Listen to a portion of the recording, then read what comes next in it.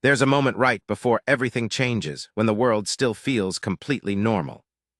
That's the part nobody talks about. They talk about the aftermath. They talk about what happened and why it happened, and what it means for the future of humanity and the galactic community. There are reports filed somewhere in triplicate in 3 different languages, 2 of which don't use anything resembling an alphabet. There are testimonies recorded, statements given under oath to bodies whose names I can't even properly pronounce.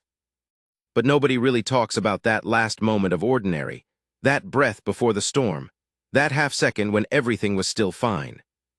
I think about that a lot, more than I probably should. My name is Darian Voss. I'm 43 years old. I spent 11 years working as a geological surveyor for the Helix Corporation before the company got absorbed by Interstellar Mineral Exchange, and then I spent another 4 years doing basically the same job under a different logo on my work suit. I'm not a soldier. I'm not a hero. I don't have any combat training, unless you count the 2 weeks I spent in mandatory planetary survival certification back in 09, which mostly taught me how to signal for rescue drones and identify which alien plant life was likely to corrode my boots. I was on Kova Station because my supervisor, a woman named Petra Holm, who I genuinely respect, but who has absolutely no concept of how long anything actually takes, had scheduled a geological consultation, meeting with the Tharavian Mining Consortium on the day after a major cargo transit corridor had opened.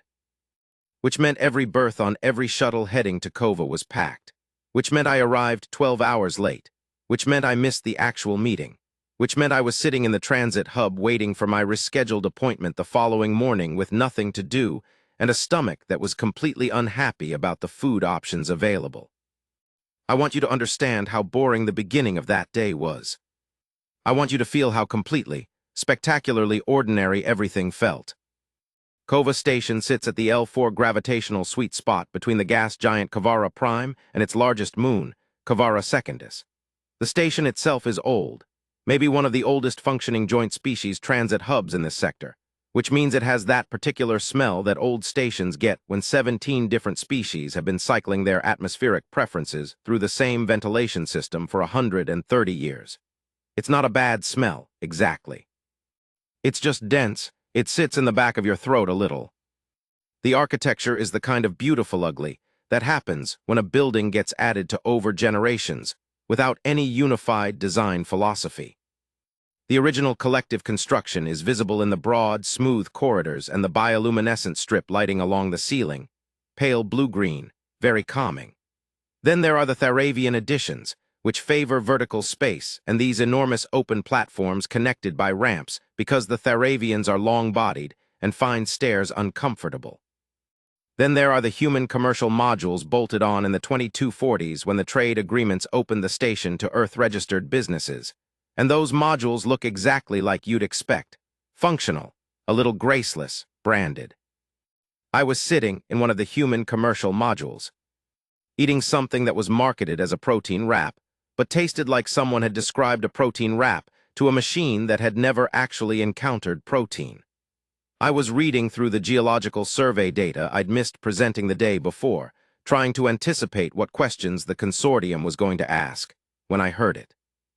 Not a sound exactly, more like the absence of sound. That's the thing about a busy transit hub, it's never quiet. There's always movement, always conversation in a dozen languages, always the soft mechanical chime of the transit announcement system, always the hydraulic sigh of cargo lifts somewhere below. You stop hearing it after a while. It becomes background, white noise. But when a piece of that noise disappears, you notice.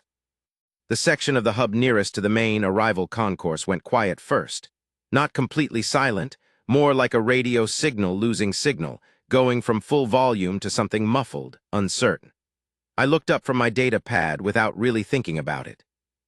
The main arrival concourse of Kova Station is a large, open space with a high vaulted ceiling and multiple entry corridors branching off from it like spokes from a hub. The bioluminescent lighting there is stronger, brighter, because it's where the first impressions are made. Arriving passengers come through those corridors and step into that light, and whatever species they are, whatever world they come from, the design is calibrated to feel welcoming, open, safe. That's why what I was seeing didn't compute at first. There was a Velthari standing in the center of the arrival concourse. Now I need to stop here and explain something. I know the word Velthari probably doesn't mean much to you right now, depending on your background. Some of you reading this know exactly what I mean when I say Velthari, and your stomach just dropped a little. For those of you who don't, let me paint a picture. The Velthari are, by almost any measurable metric, the most physically formidable species currently represented in the galactic community. They evolved on a high-gravity, low-oxygen world with an apex predator ecology, which means they are the result of approximately 900,000 years of unbroken selection pressure that basically boiled down to the things that couldn't kill everything else died. The things that could didn't. They stand, on average, somewhere between 3.5 to 4 meters tall. Their base form is bilateral, roughly humanoid in the sense that they have a torso, a head, 2 primary limbs for locomotion, and 2 primary limbs for manipulation. But that's where the comparison to anything comfortable stops. Their exoskeletal plating covers approximately 70% of their body surface, and is, in the words of a materials scientist I once heard present at a conference, structurally analogous to a ceramic metallic composite that we currently do not have the manufacturing capacity to replicate. Their sensory apparatus includes pressure-sensitive filaments that can detect a heartbeat through a standard atmospheric bulkhead. Their primary manipulator claws are capable of shearing through grade 7 hull plating. There is exactly one recorded instance in galactic history of a Velthari being killed in direct physical combat. And that record was about to be updated. But I didn't know that yet. I was just standing up from my table, protein wrap forgotten, watching the Velthari in the arrival concourse and trying to understand what was wrong with the scene in front of me. What was wrong was this. The Velthari wasn't moving the way Velthari usually move. I'd seen Velthari before. Not many, they don't travel much. Their atmosphere requirements are specific enough that most stations require advance notice and preparation. But I'd seen them. 3 times in person, dozens of times on documentary feeds. And the thing about Velthari, the thing that always struck me, was how deliberate they are. Every movement is considered, precise. They don't hurry, they don't fidget, they don't carry the restless microkinetics that most species have when they're standing around in public. This one was moving wrong. Its head, the broad, flat-plated sensor array that Velthari use for their primary sensory processing, was swiveling in short, rapid arcs. Not the slow, deliberate sweeps I'd seen before. Short, jerky, like a targeting system that couldn't lock. Its lower locomotion limbs were shifting in tight patterns, weight redistributing in a way that a behavioral biologist would have recognized immediately as pre-attack positioning. Its primary manipulators, the claws, were opening and closing, opening and closing. The crowd in the arrival concourse had already pulled back without conscious decision, the way crowds do when something ancient in their animal brain says, "Get away from that." There was a rough circle of empty space around the Velthari, maybe 20 meters in diameter, and at the edges of that circle people were pressing against walls and pillars, some already moving toward the exits. I could see the station's security response beginning, the amber alert lights that had started cycling in my peripheral vision, the distant figures in Kova security uniforms moving in coordinated patterns toward the concourse. They were moving fast, but they were also moving carefully, which was the right call. What I couldn't see, what none of us could see yet, was what the Velthari was locked onto.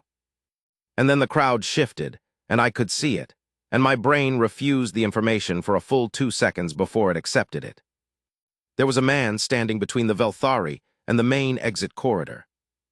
He was standing between it and the exit corridor because roughly 60 seconds earlier, before the crowd had finished pulling back, that corridor had been full of people trying to leave, and now there were still people behind him. Older people, a woman with 2 small children gripping her hands, a collective delegate in formal robes who had tripped and not fully gotten back up, and the man was standing there, not moving, facing the Velthari. He was maybe 5'10", average build. He was wearing civilian transit clothes, the kind of generic gray-brown clothing that people wear on long hauls because it doesn't show stains. He had a carry bag over one shoulder. He was probably somewhere in his late 30s, early 40s. He had the look of someone who worked outdoors, a certain quality of weathering in the face, a stillness in the body that wasn't fierce stillness. He was holding a coffee cup, one of the paper ones from the human commercial module. He hadn't put it down. The Velthari looked at him. The man looked at the Velthari. and the Velthari made the sound. I don't have a good word for the sound a Velthari makes when it's about to attack. The xenobiological literature describes it as a subsonic resonance vocalization with harmonic overtones in the range of 120 to 150 decibels when measured at close range. What that description doesn't capture is what it does to your body. It's less a sound you hear and more a sensation you experience. Your chest compresses slightly. Your vision wobbles at the edges. Something very old and very non-rational in your nervous system receives the signal clearly and sends back a single, unambiguous response. Runt. Every person in that concourse who could still move took at least one step backward when that sound hit. Except the man with the coffee cup. He took a sip. I need to back up. I need to give you the full picture, because what happened next only makes sense if you understand the context. And the context is something that most people don't know because it wasn't in the public feeds, and the official reports are still technically under review by 3 different governmental bodies. The Velthari's name, the closest phonetic approximation in standard, was something that translated roughly as Karath Veloshan, though in practice everyone in the aftermath just called it Karath. It had arrived on Kova Station approximately 48 hours before I did, as part of a diplomatic observation mission. The Velthari had, about 2 years prior, entered into preliminary trade negotiations with the Galactic Commerce Collective, and as part of building the relationship, they were sending observation delegations to various stations and waypoints to, the official language said, assess the collaborative infrastructure of the interspecies trade network. What this actually meant, as anyone who followed galactic politics understood, was that the Velthari were deciding whether the rest of us were worth dealing with. They had resources, enormous resources. Their home system had mineral deposits that made every mining consortium in the galaxy salivate.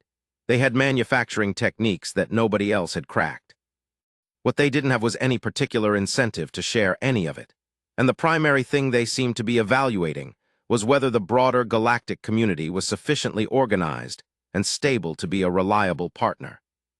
The subtext being whether we were worthy. Karath was the senior member of a 3-delegate observation mission. The other 2 delegates had apparently returned to their temporary quarters the previous evening and hadn't left since. Velthari have specific atmospheric and rest requirements, and the station environment, despite preparation, wasn't perfectly calibrated for them.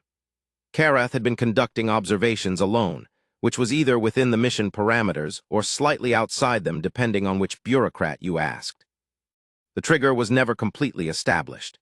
The official investigation concluded environmental sensory overload in combination with territorial response stimulation, which is diplomatic language for something in the station environment set off the Velthari's threat response, and it entered what the behavioral literature calls a cascade aggression state, which is the clinical way of saying it stopped being a diplomat and started being everything its evolutionary history had ever made it. What specific thing triggered the cascade, nobody knows for certain. The leading theory involves a cargo handler who was moving a crate of pressurized industrial solvent past the corridor junction near where Karath was walking, and the solvent's chemical signature apparently registered as something analogous to a threat marker from Karath's home world ecology. The investigation notes that the centanologue theory is plausible but unverified. What is verified is that by the time Karath reached the arrival concourse, it had already sheared through a section of railing on the upper platform level and had fractured the environmental panel on the corridor wall hard enough to crack the internal conduit housing. The Amber Alert had been called. Station security was responding. And approximately 40 meters of open concourse floor was the only thing between the apex predator of an apex predator world, and 60-odd beings who couldn't get out of the way fast enough. Except for the man with the coffee cup. His name was Stellan Marsh. I found that out later, much later. At the time, he was just a stranger standing in the worst possible place with a paper cup of coffee, and the more I watched him, the more I couldn't understand what I was seeing. Because he wasn't frozen. That was the first thing I registered once my own threat response dialed down enough to let me actually observe instead of just react. Frozen people have a particular quality, a rigidity, a blank quality in the face, the body going to its last conscious instruction and staying there. Stellan Marsh wasn't frozen, he was still. There's a difference, still is a choice. Frozen is a failure. He was watching the Velthari with the kind of attention that you'd give to a thunderstorm coming across an open plain. A focused, calibrated attention that acknowledged the danger without being consumed by it. The Velthari made another sound. This one was different from the first. Lower, more continuous. The behavioral literature later identified this particular vocalization as the final pre-attack signal, the last warning the species produces before movement. Most species, when encountering a Velthari producing this sound, either flee or submit.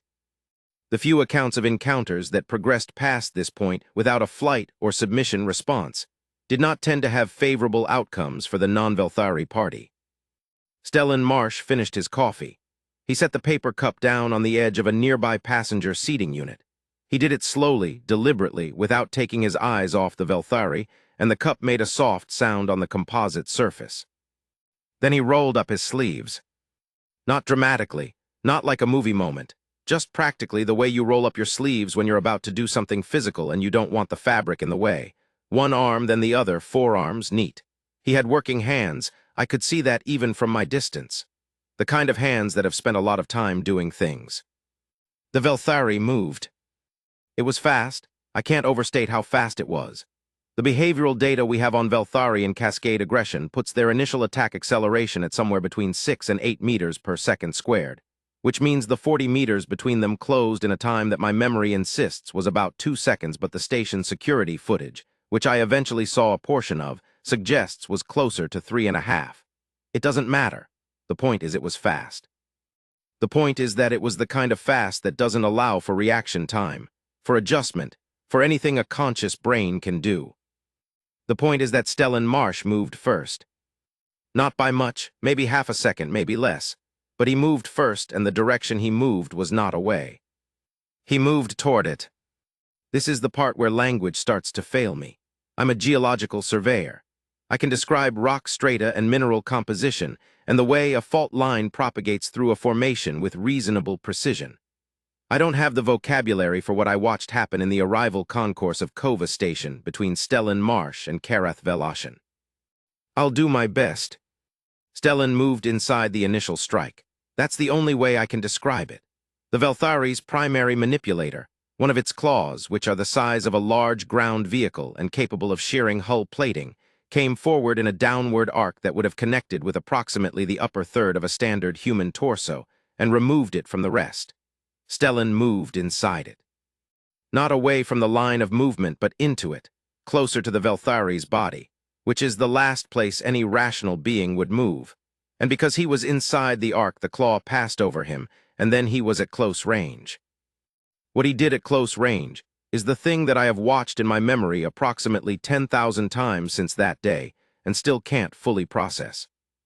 Velthari exoskeletal plating is, as I mentioned, essentially a ceramic metallic composite that current manufacturing technology can't replicate. It is extraordinarily hard. It is resistant to ballistic impact, to directed energy weapons at standard settings, to the cutting tools of any grade less than military specialized. The joints between the plates, however, the articulation points that allow the Velthari to move, are necessarily different. They have to be.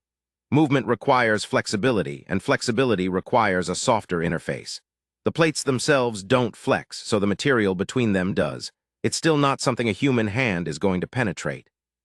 What Stellan Marsh apparently understood, what he demonstrated in the next 4 seconds, was not where the Velthari was soft.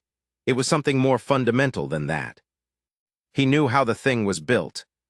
The first thing he did, I watched it. I still don't fully believe I watched it. He drove his forearm upward into the joint between Karath's primary thoracic plate and the articulating collar structure of its left primary manipulator limb, and he pushed. He pushed in a specific direction at a specific angle, and the limb went wide. Not far, maybe 15 degrees off its natural tracking axis. But 15 degrees meant the second claw strike, which was coming backhand from the right, came across at an angle that wasn't quite where it was aimed, and Stellan was already moving again. The sound that came from Karath at that moment was different from the pre-attack vocalizations. The xenobiologists later categorized it as a confusion response vocalization, which is the scientific way of saying the deadliest living thing in the known galaxy was surprised. Stellan had his hands on the base of Kareth's primary sensory plate, the flat, broad structure that sits at the top of a Velthari body and handles most of their environmental processing. He had both hands on it, and he was pulling, not trying to remove it. That would be impossible, but rotating it, forcing the sensory array to face in a direction it wasn't tracking. The Velthari's targeting systems, its threat assessment systems, its entire cascade aggression response was being physically redirected. Kareth tried to shake him off. The movement was powerful enough that I saw people at the edge of the concourse stagger from the displaced air. Stellan didn't let go. He went with the movement, flowing with it rather than resisting it, and then he changed his grip and did something to the articulation point between the sensory plate and the main cranial structure that I can't describe technically because I don't have the knowledge. But the effect was that Kareth's head dropped. The sensory array was angled down, away from its natural tracking position. The Velthari went to one locomotion limb. I don't mean it stumbled. I mean one of its two primary locomotion limbs folded, and Kareth went down to one limb, which put it lower, which put its sensory array at a completely different height relative to Stellan, which seemed to be what Stellan wanted. The station's security team had arrived at the edge of the concourse. I could see them, maybe 8 officers, 2 of them with the heavy suppression equipment that's rated for large species incidents. They were stopped at the perimeter. I understood why. The situation on the floor of the concourse was changing too fast. The risk of interference creating a worse outcome was real, and whatever they were seeing was outside any training scenario they'd ever run. Kareth made another attempt to clear Stellan. It managed to get the secondary manipulator limbs, shorter, positioned on the mid-thorax, primarily used for fine manipulation rather than combat, though still capable of significant force, into contact with Stellan's body. One of them connected with his left side with enough force that I heard it from 30 meters away, a sound like a bat hitting something solid, and Stellan went sideways. He didn't go down. He took the impact, adjusted, and went right back in. I need to pause here and tell you something about Stellan Marsh that I only know because of the investigation afterward. Stellan Marsh was born on Kepler 442b, the second generation of settlers on a world that had seemed like a perfect candidate for colonization in survey, and turned out to be considerably more complicated in practice. Kepler 442b had a native megafauna ecology that nobody had fully mapped during the initial assessment. Large predator species, multiple of them, that the colony had to learn to coexist with and eventually defend against over the first 3 decades of settlement. The colony had developed specific survival protocols, specific physical training disciplines, specific knowledge bases around understanding and confronting large hostile biology. Stellan Marsh had grown up in that colony. He'd spent his entire childhood learning those protocols. He'd spent his adult life working as what the colony officially called a megafauna management specialist, which was the bureaucratic title for people who went out into the settlement perimeter and dealt with predator incursions before they could reach the habitation zones. He'd been doing that work for 17 years. He'd been traveling to Kova Station for a completely unrelated reason, some kind of personal matter, family connection. I don't know the specifics. He hadn't been on duty. He hadn't been carrying any equipment. He'd been a civilian in transit with a carry bag and a paper cup of coffee. He just also happened to know, better than almost anyone else alive, exactly how to fight something larger and more dangerous than a human being. The Kepler 442b megafauna are not Velthari. They're not even close to Velthari in terms of galactic threat categorization. But the principles are the principles. Understand the architecture. Stay inside the effective range of the primary weapons. Disrupt the targeting systems. Don't give it clean purchase. And if you can, make it work to reach you rather than letting it dictate the terms of engagement. 17 years of practice, in a coffee shop waiting for a shuttle. The part that I keep coming back to, the part that I think matters most when I try to understand what happened, is the 4-second window where Kareth actually had Stellan, where the Velthari managed to get a grip on him. It wasn't a claw grip. If it had been a claw grip, the conversation about Stellan Marsh would be a very different and much shorter conversation. It was a body wrap. The Velthari had managed to get its left primary manipulator arm around Stellan's midsection, not gripping precisely but pinning, and Kareth lifted him. Just lifted him, clear off the floor, and Stellan was dangling there above the concourse floor with an arm across his middle that could simply close, and that would be the end. I stopped breathing. I think everyone in the concourse stopped breathing. Stellan was not panicking. His hands were moving. Even pinned, even lifted, his hands were moving, working at something on the inner surface of the limb that was holding him, and his legs were not dangling. They were positioned, placed against the Velthari's thoracic surface in a way that was creating counterpressure, distributing the force of the grip. He found something. I don't know what. Some nerve cluster, some pressure point, some particular configuration of plating interface. Whatever it was, he found it, and Kareth made the loudest sound it had made yet, and the grip loosened, not released but loosened, and Stellan got both feet planted against the thoracic surface and pushed. He didn't fly across the concourse. The push was controlled, directional, carrying him back toward the ground at an angle that put him back on his feet approximately 3 meters from where he'd started. He landed, and he was already moving, low, coming around to the Velthari's left side. And what happened in the next 8 seconds is the part that the security footage captures clearly, and that gets referenced in every xenobiological and defensive strategy paper that cites this incident. He found the respiratory junction.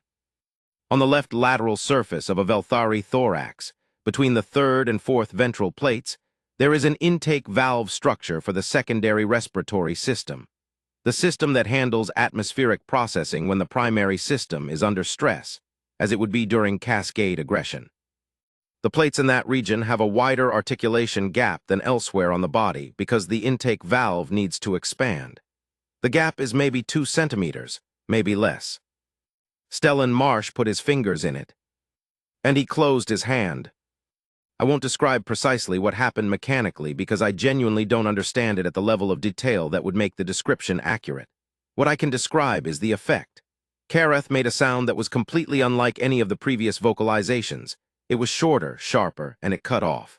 The cascade aggression response, which had been driving the Velthari's behavior for the past several minutes, broke, stopped. The Velthari's movement, which had been this relentless, overwhelming forward energy, went still. Kareth went very, very still. Stellan held the grip for approximately 3 more seconds. Then he released it slowly, deliberately, and stepped back 2 paces. He didn't run, he didn't raise his arms. He just took 2 steps back and stood there, breathing. Kareth turned to look at him. The sensory array angled down, orienting toward this human who was standing 2 meters away, who had just done whatever he had done. The 2 of them held that position for maybe 5 seconds. It felt longer. Then the security team moved in, and the moment was over, and chaos of a completely different administrative kind began. I pushed my way to the edge of the security perimeter, because I am, apparently, the kind of person who does that. A security officer, a young collective member who had the particular expression of someone experiencing their third impossible thing of the morning, stopped me at the barrier, and I stood there, looking over her shoulder at the scene in the concourse. Stellan Marsh was sitting on the floor. The carry bag he'd had over his shoulder had been removed at some point. I saw it near the seating unit where he'd put down his coffee cup, and he was sitting with his legs crossed and his hands resting on his knees, and he was just breathing. Controlled, slow, the breathing of someone managing an adrenaline response with practiced awareness. His left side, where the secondary manipulator had connected, was going to have a bruise the size of a dinner plate, but he was breathing and sitting and apparently intact.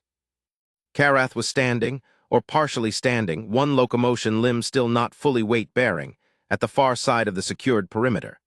3 station security officers were maintaining a respectful and clearly uncertain presence nearby. The Velthari was not in cascade aggression anymore. It was standing very, very still. One of the senior security officers was crouching near Stellan, talking to him. I couldn't hear what they were saying. Stellan nodded at something the officer said. He said something back. The officer looked at her data pad and said something else. Stellan looked up at the ceiling for a moment, like he was deciding something, and then he nodded again. I caught Stellan's eye across the perimeter distance. It happened accidentally. I was watching him and he happened to look in my direction, and for a moment we were just looking at each other. He looked tired, not frightened, not amped on adrenaline, not particularly remarkable. Just tired the way a person looks after doing something physically demanding. He gave me a slight nod, the kind of nod that means, yeah, I saw you watching, it's fine. Then he looked away. I found out later. much later, in the investigation documentation that became partially public. What Karath communicated to the Velthari diplomatic liaison, who arrived at the station 12 hours after the incident. The Velthari language is complex enough that the translation required 3 separate linguistic specialists and took approximately 6 hours, and even then there were noted uncertainties. But the core of what Karath communicated was this. The human had known how to fight it. Not guessed, not gotten lucky. Knew the architecture, knew where the pressure points were, knew how to disrupt the targeting and how to break the aggression cascade and how to hold a grip that a Velthari could not simply force apart. This was, according to the linguistic specialists, not expressed as a complaint or a grievance. It was expressed as, and they acknowledged the translation was imperfect, something in the register of recognition. Acknowledgement. The way you would acknowledge a fact that has altered your understanding of something. The human had known how to fight it, and hadn't killed it. That second part was apparently the part that Karath kept returning to. That Stellan had the knowledge and the position to do something final, and instead he had stepped back and waited. The Velthari liaison, when briefed on the full incident, requested a meeting with Stellan Marsh before leaving the station. I don't know what was said in that meeting. That part never became public.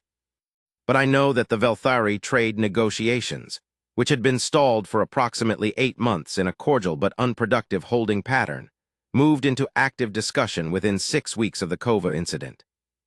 And I know that the agreement that was eventually reached included, among many other provisions, a joint educational and cultural exchange program, the first of its kind with the Velthari. I don't know that those two things are connected. I'm a geological surveyor, not a diplomat. I don't have access to the inner workings of interspecies relations. But I have a theory. I stayed on Kova Station for my rescheduled meeting the following morning, presented my geological survey data to the Tharavian Consortium, and then caught the next available transit back toward my home sector. I ate a better meal than the protein wrap. The atmospheric smell of the station was exactly as dense as it had been when I arrived. Everything felt completely normal, which sounds like a small thing, but after the day I'd had, it felt like something close to a miracle. I've thought a lot about Stellan Marsh since then. I've thought about him sitting on the floor of that concourse, breathing slowly, with the kind of tiredness that comes from having done something real. I've thought about him rolling up his sleeves, just practically, just getting ready, not dramatically, and walking towards something that every instinct and every reasonable analysis of the situation said could not be survived. I've thought about the Velthari going still. I've thought about those trade negotiations. Here's what I keep coming back to. The galaxy, as far as we can tell, is full of species that are bigger than us, older than us, more technologically advanced than us in various ways, harder to kill than us. There's no shortage of ways in which humanity, measured by any obvious physical or historical metric, doesn't particularly stand out. What Stellan Marsh knew, what he'd spent 17 years learning on a colony world that nobody in the major transit corridors had ever heard of, was how to fight something that was built to win every fight. He knew the architecture, and more than that, he knew when not to finish it. I don't know if that's courage. I don't know if that's wisdom. I'm not qualified to make those determinations. I just know what I saw. I saw the apex predator of an apex predator world face a man from Kepler 442b who hadn't even put down his coffee cup when the situation started. And I saw what happened next, and I've been trying to find the right words for it ever since. Maybe there aren't right words. Maybe that's okay. Some things you just have to have seen. End of Part 1. Part 2, What the Stars Remember. The thing about being the person who was there is that everyone wants you to explain it. Not just describe it. Explain it. Give them the framework that makes it make sense, that files it neatly into a category their brain can handle, that converts the raw fact of what happened into something that slots comfortably into their existing picture of how the universe works. My name is Commandant Usult Ferreira. Was, at the time, the senior security officer of Kova Station. I'd held that position for 9 years. Before that, I'd done 12 years in the Interstellar Peacekeeping Corps, 3 of those on active response deployment in the Outer Rim territories. I've been shot at, I've been in vacuum exposure events, I've had to manage situations involving species so foreign to human biology that the standard interaction protocols might as well be science fiction. I've never written anything like this before. I've given official statements. I've been deposed by 4 separate investigative bodies. I've filed incident reports that run, in aggregate, to something like 300 pages. I've given a confidential briefing to the Earth Diplomatic Corps that was conducted in a room with no recording equipment and 2 security guards at the door, and an agreement signed by everyone present that the content of the briefing was restricted. This is different. This is me, Usult Ferreira, sitting at a terminal at 2300 station time when the corridors are quiet, trying to write down what I actually remember. Not the official version, not the version that fits the report format, what I remember. Because in approximately 2 years, the public restriction on the core incident file is scheduled to lift. And when it does, people are going to learn the broad strokes of what happened in the arrival concourse of Kova Station. And I want there to be at least one account somewhere that captures what the broad strokes miss. I'll start with what I was doing when the alert came in. I was reviewing the shift rotation schedule for the following week. Not a glamorous activity, but administrative work is 60% of running station security, and the rotation schedule is always a puzzle because of the atmospheric requirements of our mixed species personnel. We have officers from 7 different species on the Kova security staff, and scheduling in a way that doesn't create atmospheric compatibility conflicts while also ensuring adequate coverage in all sections of the station it's a logistics problem that I have been solving, imperfectly, for 9 years. The Amber Alert pulled my attention to the monitoring display, and I saw the cascade classification on the incoming event report, and I was out of my chair before the full text had rendered on screen. Cascade aggression, large species, arrival concourse. I knew it was the Velthari. We had been tracking Karath's movements through the station for the full 48 hours since the delegation's arrival, not in a surveillance sense. That would have been a diplomatic incident in itself, but in the basic logistical sense of knowing where a very large and very specific atmospheric requirements entity was at any given moment. We had prepared for the Velthari delegation. We had contingency protocols. I had personally reviewed those protocols twice in the week before the delegation arrived, because I am the kind of security officer who reviews contingency protocols. The contingency protocols for a Velthari cascade aggression event in a public transit area included immediate Amber Alert, perimeter establishment at minimum 30-meter radius, large species suppression equipment deployment, diplomatic liaison notification, and this was the difficult part, waiting.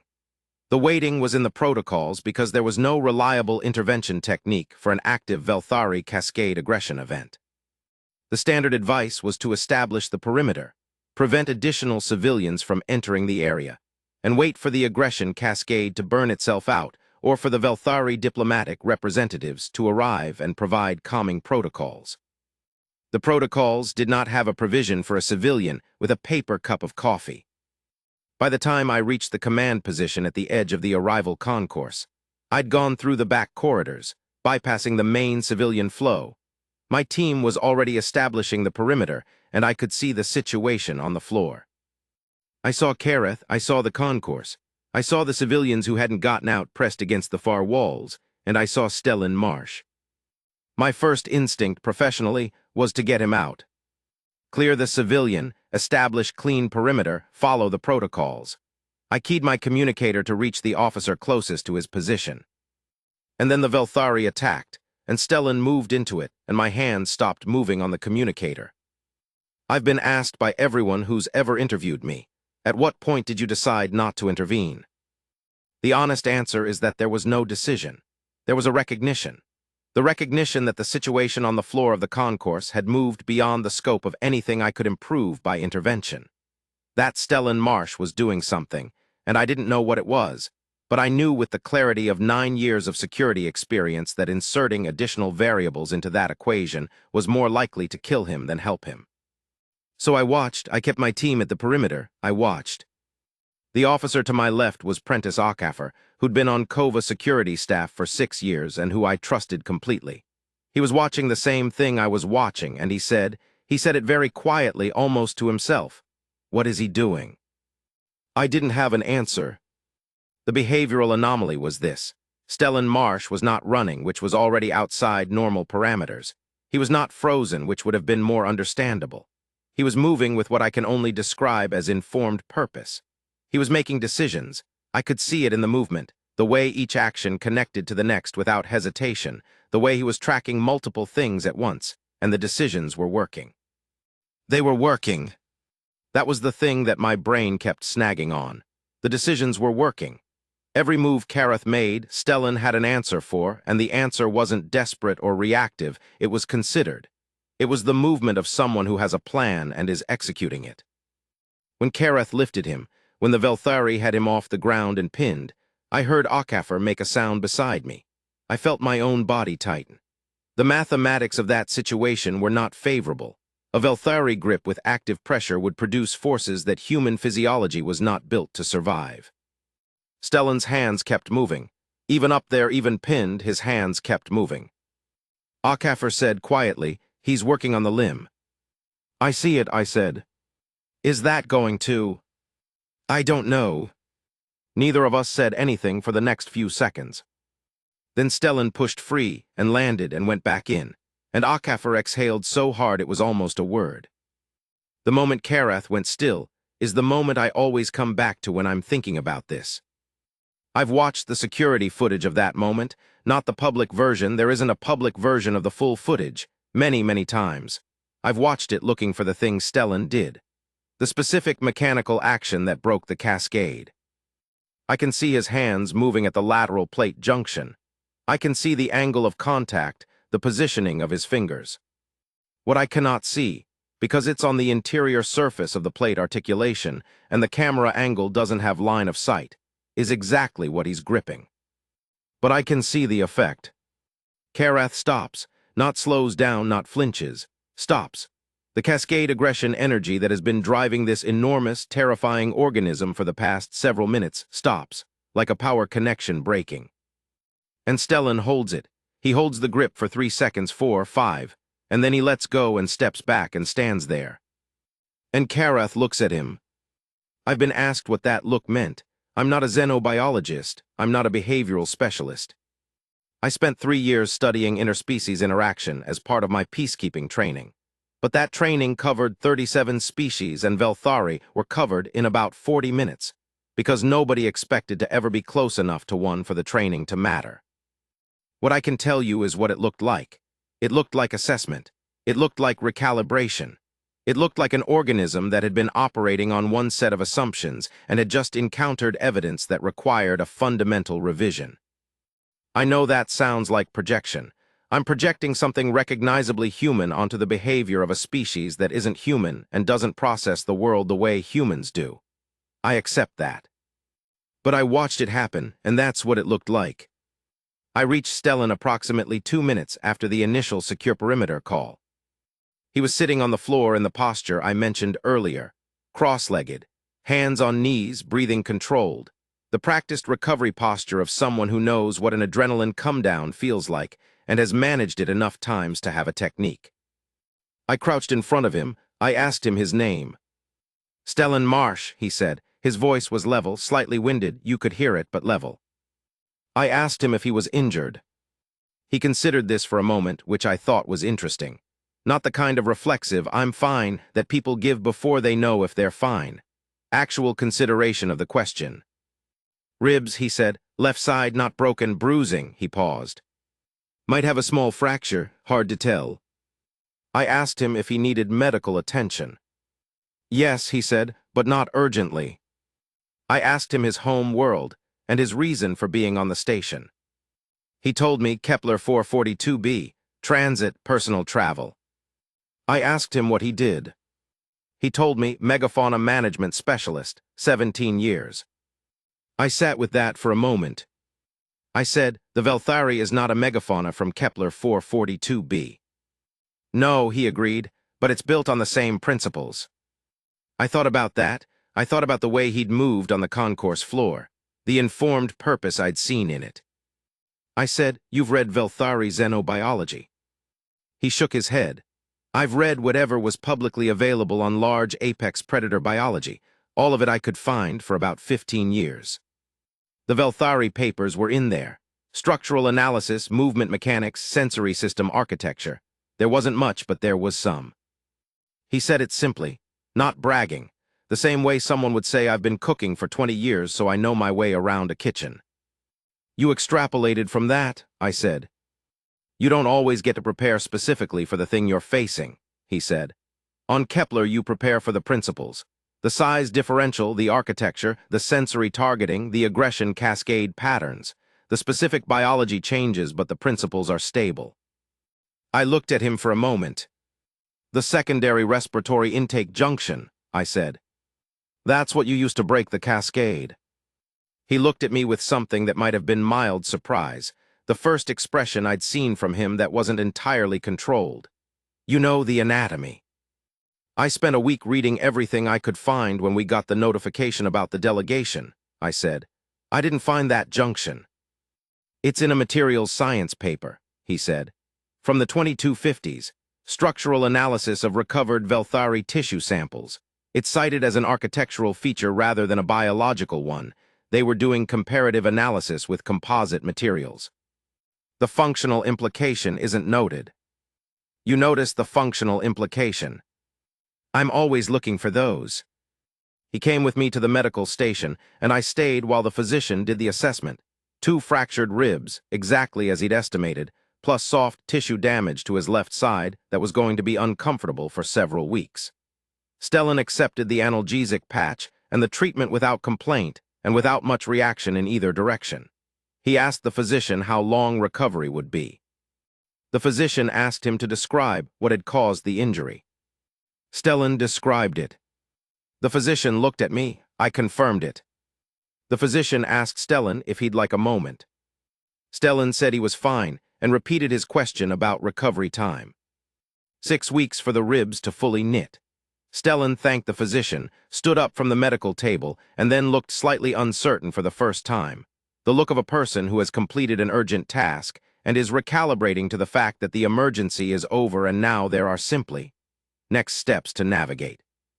I offered to find him a billet for the night since the station was still under partial alert and transit schedules were disrupted. He accepted. I walked with him through the back corridors. We didn't talk much.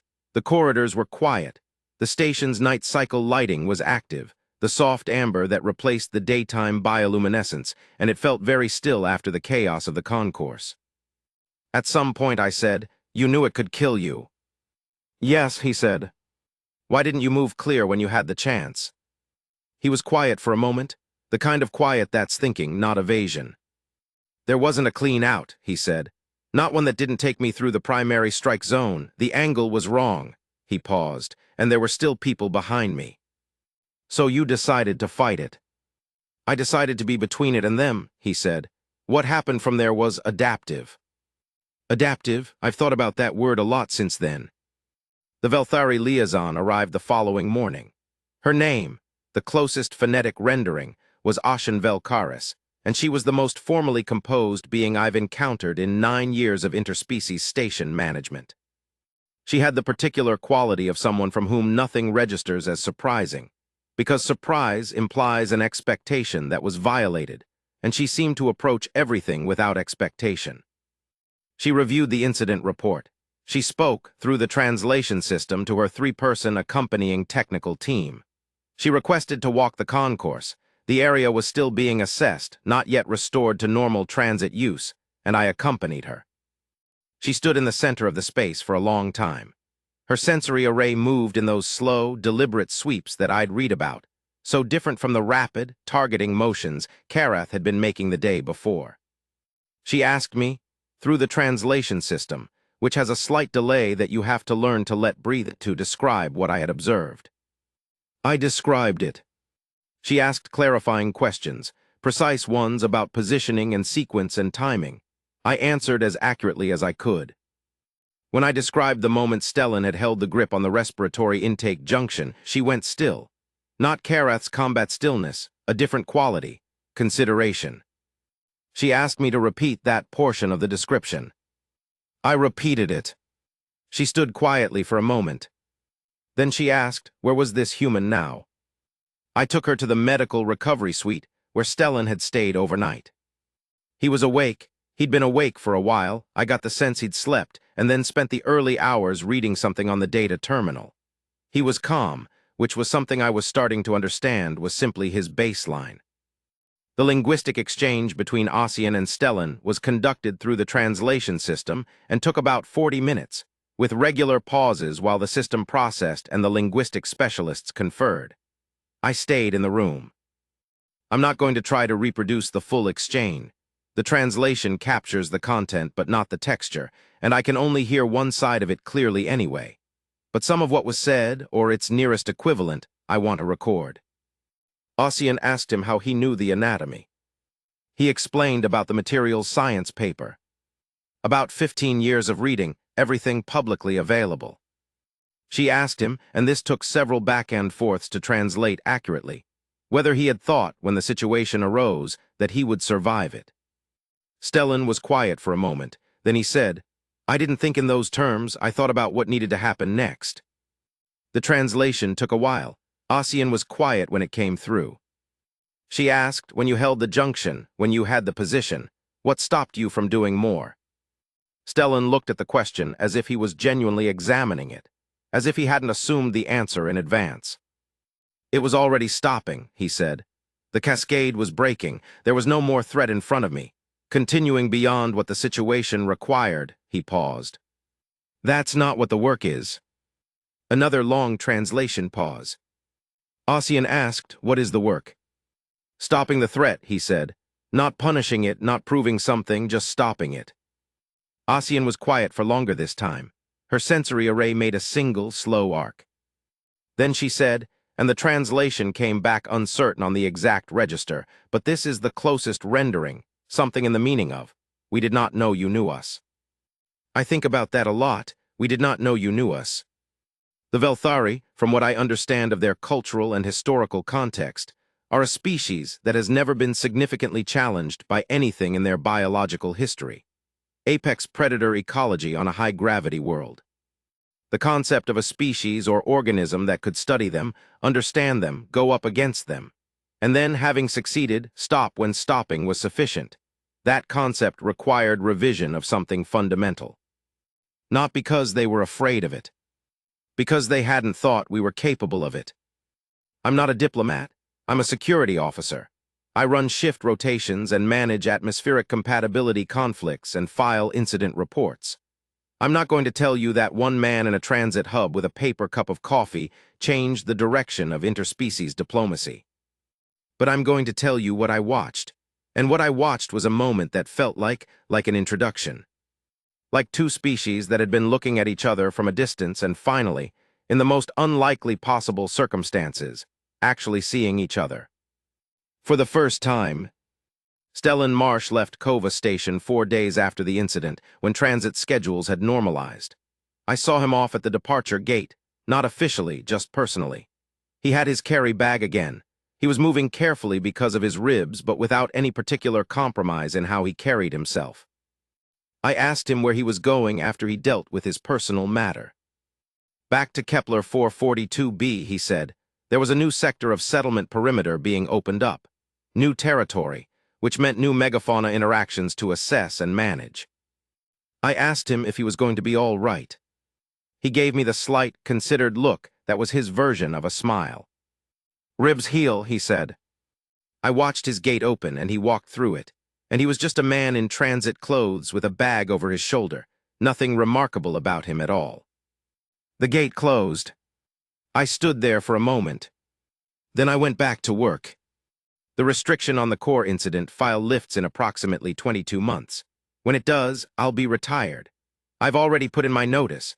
There's a small world in the inner settled zone where my sister lives, and I've been putting off visiting long enough. But I wanted to write this down first, the version that doesn't fit the report format. The version that's just what I saw. A man who knew how to fight something terrible, and did, and then stopped when stopping was enough. And somewhere in the galaxy, a species of apex predators recalibrating their picture of humanity. That's what I saw. I thought it was worth writing down. End of Part 2.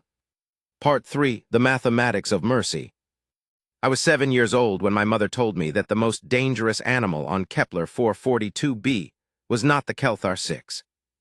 The Kelthar 6 are the ones everyone knows about. Six-limbed, roughly quadrupedal in primary locomotion, though they use all six when running, ambush hunters with a sensory suite that can detect body heat through permacrete. When the first settlers named the megafauna of Kepler 442b, the Kelthar 6 got most of the attention because they were the most visible and the most dramatic. They were the ones that appeared in the early colony survival reports, the ones that early perimeter incidents involved, the ones that became the shorthand for Kepler wildlife in popular feeds across the settled worlds. My mother said, "The Kelthar 6 are not the most dangerous thing on Kepler." I asked what was. She said, "Something that thinks it is." I was 7. I thought she meant an animal that overestimated itself, that lacked self-awareness, that charged into situations without correct information about its own capabilities and died for it. I was 38 when I finally understood what she actually meant. My name is Stellan Marsh. I was born in Settlement Voss, Kepler 442b, the second of 3 children of Arvid and Maren Marsh, first-generation settlers who had come from a mid-tier agricultural colony in the inner system, and who had, when the Kepler opportunity opened, packed everything they had and come to what was described in the settlement brochures as a world of extraordinary potential. The brochures weren't wrong, exactly. Kepler 442b has extraordinary potential. It also has the Kelthar 6, and the Ridge Runners, and the deep burrow fen spiders, which are less physically dangerous but psychologically disturbing in a way I will not describe in detail, and the high plateau pack hunters, and the thing by the river delta that we never fully classified, and that I have personally encountered twice and prefer not to think about. Growing up in Settlement Voss was not growing up afraid. I want to be clear about that. Fear is a useful signal but a terrible guide, and my parents understood that, and the settlement community understood that, and the culture that developed in the first decades of Kepler habitation was not a culture of fear. It was a culture of knowledge, of paying attention, of learning the things around you so completely that you could move through them without being destroyed. I became a megafauna management specialist because I was good at paying attention. I was good at reading biology, at understanding the architecture and the behavior patterns, at predicting what something would do next. I was not particularly brave. That is the thing I would most like people to understand about what happened on Kova Station. I am not particularly brave. Bravery, as a quality, implies overcoming significant internal resistance. I don't know that what I did required that. What it required was 17 years of practice, and a set of papers from a materials science journal in the 2250s. I'm going to tell you the parts that nobody else can tell you. The first thing I want to tell you is what I was thinking in the 40 seconds between when the crowd pulled back and revealed me standing there, and when the Velthari made its first real attack movement. I was running through what I knew. I'll be direct about this. There is something that happens when you work in megafauna management long enough where the threat response reconfigures. Not the physiological response. Adrenaline is adrenaline, that part doesn't change. But the cognitive overlay changes. Instead of the standard human emergency response of large dangerous thing, move away from large dangerous thing, what you build over years of practice is a different first response. Large dangerous thing, I need information. Size, approximately 3.8 meters, consistent with Velthari adult standard. Higher than I'd expected. The papers I'd read were based on older data, and the species had apparently grown in the intervening period. Or this individual was on the larger end of the distribution. Movement, cascade aggression state, recognizable from the sensory array motion pattern and the locomotion limb weight distribution. Secondary indicators, manipulator claw cycling, opening and closing, which I recognized from the Kelthar 6 and apparently shared by other apex predators as a blood pressure regulation mechanism during pre-attack arousal. Environmental geometry. I was approximately 40 meters from the main exit corridor, but more importantly, I was approximately 12 meters from the cluster of people who hadn't gotten clear.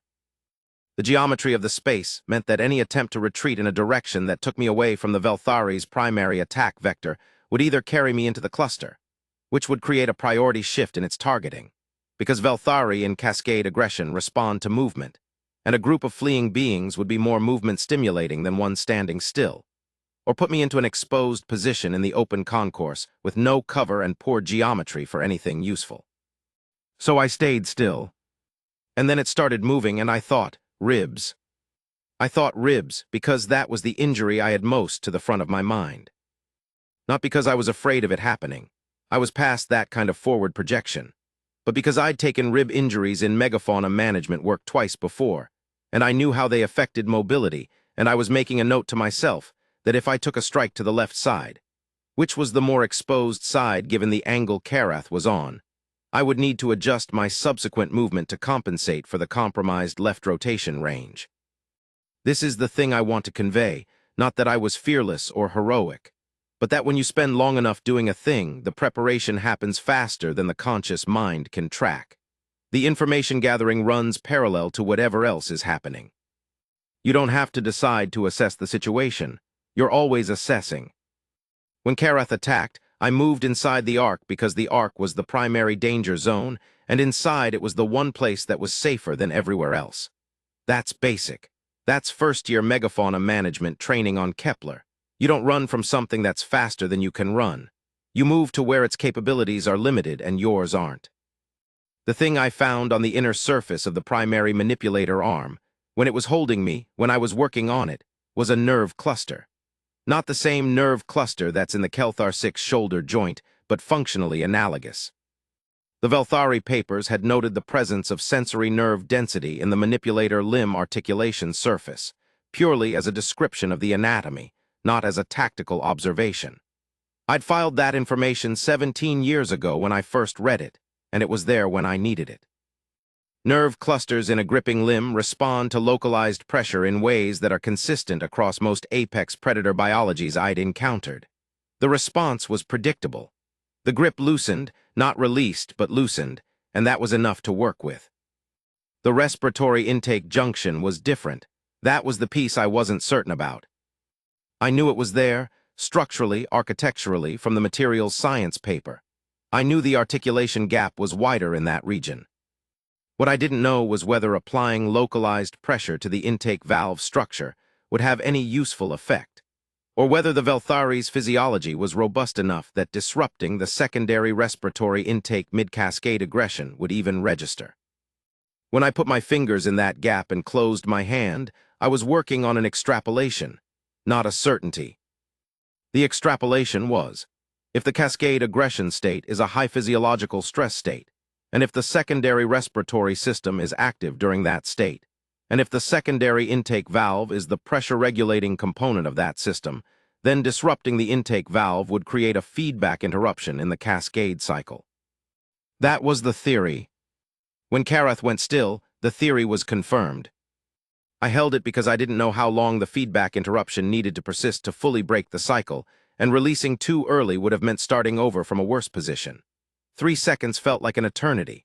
I let go at what felt like the right moment being when I could feel the change in the musculature under my hand, the tension of cascade aggression transitioning to something else, something quieter. Then I stepped back.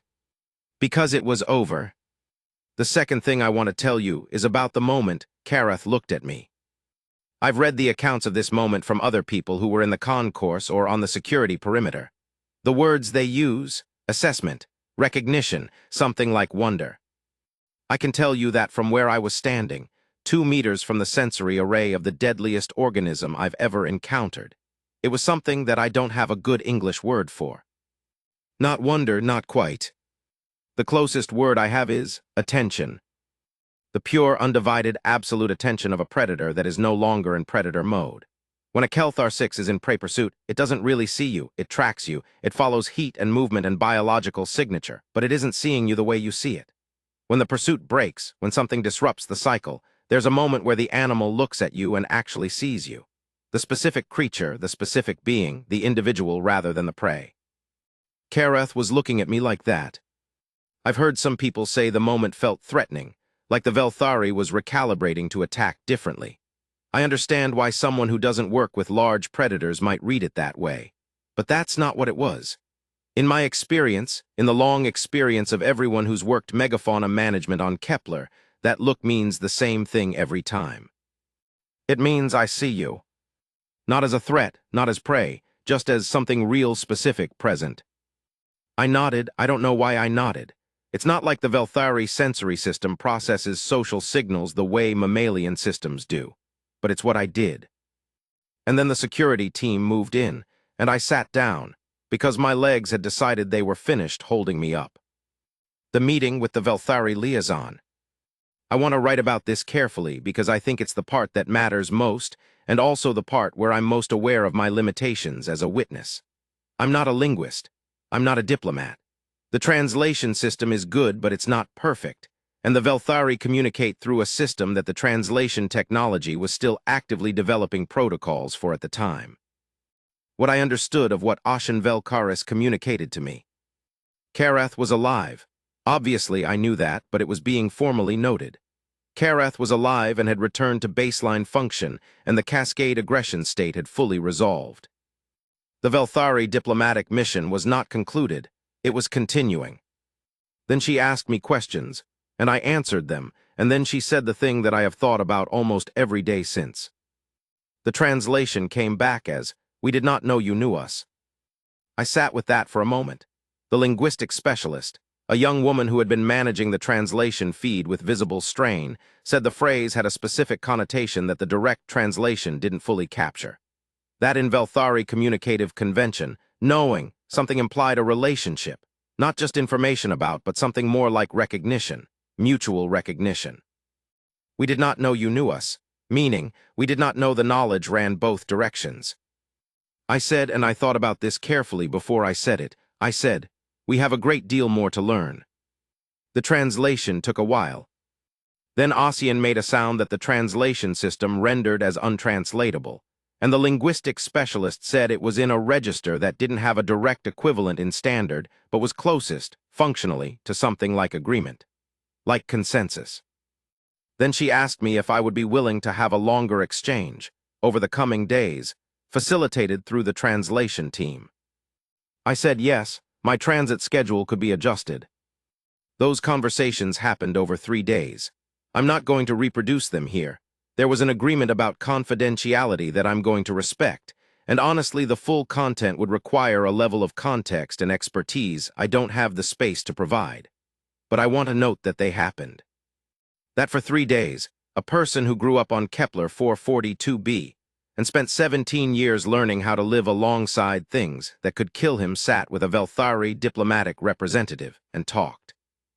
About architecture, about predator biology, about the principles of cascade aggression across different species, about Kepler 442b's megafauna and what I'd learned from them, about what the Velthari literature had documented and what the gaps were, about what I'd found in a materials science paper from the 2250s that nobody had flagged as biologically relevant. On the second day, Ossian asked me if I would be willing to share my knowledge formally with the Velthari research community. I said, on the condition that the exchange runs both directions. Translation pause. Agreement. I don't know what will come of that. The formal arrangement is being worked out by people who are considerably more qualified than I am to work it out. I've been told there will be a process, and the process will take time, and that's fine. I'm used to things taking time. The third thing I want to tell you is about my mother's lesson. I was 7 when she told me the most dangerous animal was one that thought it was.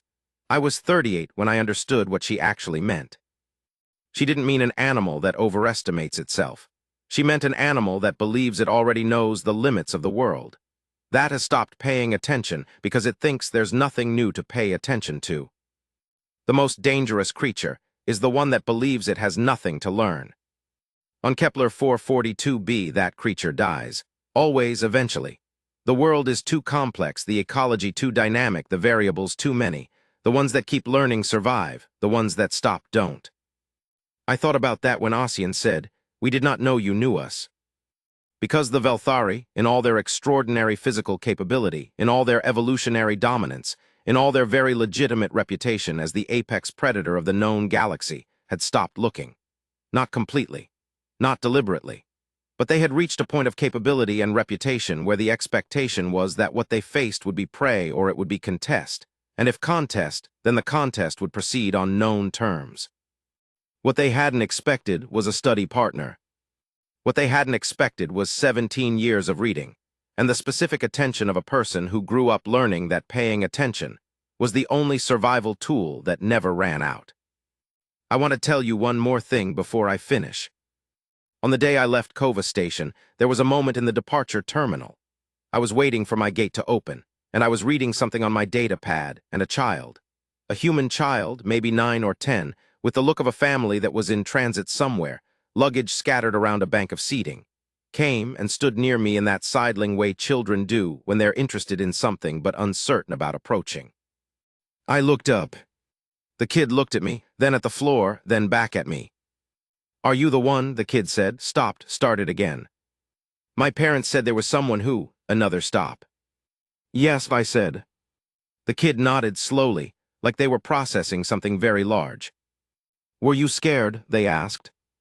I thought about that, the honest version of that. "Yes," I said, "the whole time." The kid's expression was something I couldn't quite categorize, not what they expected, I think.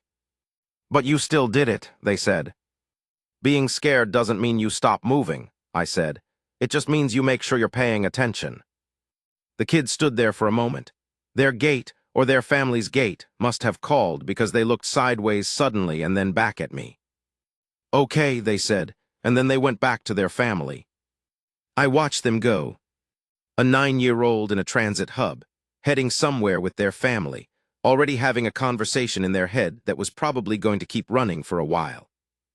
I hope it runs in a good direction,